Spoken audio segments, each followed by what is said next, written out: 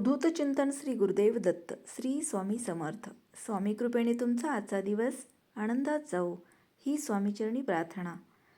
चला तर मग जाणून घेऊयात 15 ऑगस्टपासून सुरू होणाऱ्या या भ्रमणासाठी कोणत्या 4 भाग्यवान राशी सर्वात भाग्यवान ठरतील.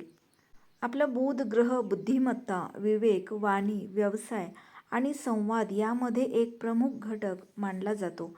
ग्रह ठराविक कालावधीनंतर त्यांच्या राशी आणि नक्षत्रांमध्ये बदल करतात, ज्यामुळे सर्व 12 राशींच्या लोकांच्या जीवनावर खोलवर परिणाम होतो. याच क्रमानुसार ग्रहांचा अधिपती असलेला बुध ग्रह 15 ऑगस्ट 2026 रोजी रात्री 10:49 आपली राशी बदलून आश्लेषा नक्षत्रात प्रवेश करणार आहे. तेव्हा त्याचा प्रभाव अनेक पटींनी अधिक शक्तिशाली आणि सकारात्मक बनतो. बुधाच्या या नक्षत्र बदलामुळे छुपे शत्रूवर विजय आणि आर्थिक अडचणींपासून मुक्ती मिळेल. करिअरच्या क्षेत्रात नवीन आयाम प्रस्थापित होतील. चला तर मग जाणून घेऊयात की 15 ऑगस्टपासून सुरू होणाऱ्या या भ्रमणासाठी कोणत्या 4 भाग्यवान राशी सर्वात भाग्यवान ठरतील. या 4 राशींना मोठा लाभ होणार आहे. पहिली रास आहे मेष.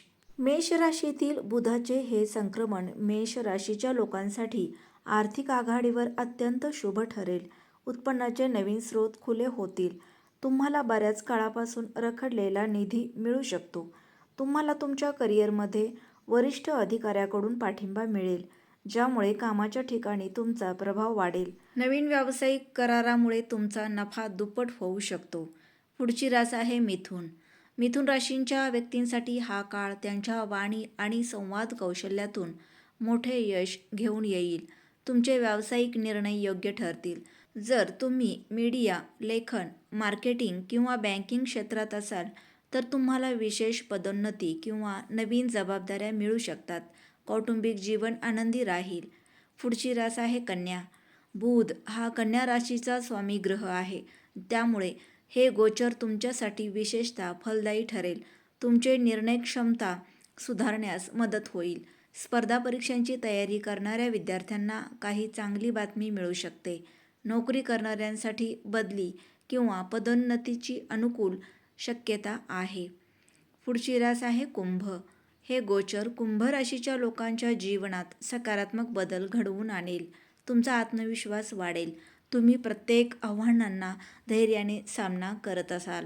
आर्थिक परिस्थिती मजबूत होण्यासोबतच कुटुंबासोबत धार्मिक किंवा शुभयात्रेला जाण्याची शक्यता आहे. तुमचे आरोग्य सुधारेल. तुमच्या शब्दांना अधिक वजन प्राप्त होईल आणि तुमची आर्थिक स्थिती लक्षणीयरित्या बळकट होईल. तसेच स्थावर मालमत्ता किंवा वाहन खरेदी करण्याचेही संकेत आहेत. नोकरी करणाऱ्यांना पदोन्नती, नवीन जबाबदाऱ्या किंवा नोकरीच्या चांगल्या संधी मिळू शकतात. वडिलोपार्जित मालमत्तेशी संबंधित बाबींमध्ये तुम्हाला सकारात्मक परिणाम मिळतील. तर मंडळी, आजचा व्हिडिओ आवडल्यास लाईक करा, शेअर करा. चॅनेलवर नवीन असाल तर चॅनेलला सबस्क्राईब करा. भेटूयात पुन्हा अशाच एका नवीन व्हिडिओसोबत. तोपर्यंत श्री स्वामी समर्थ.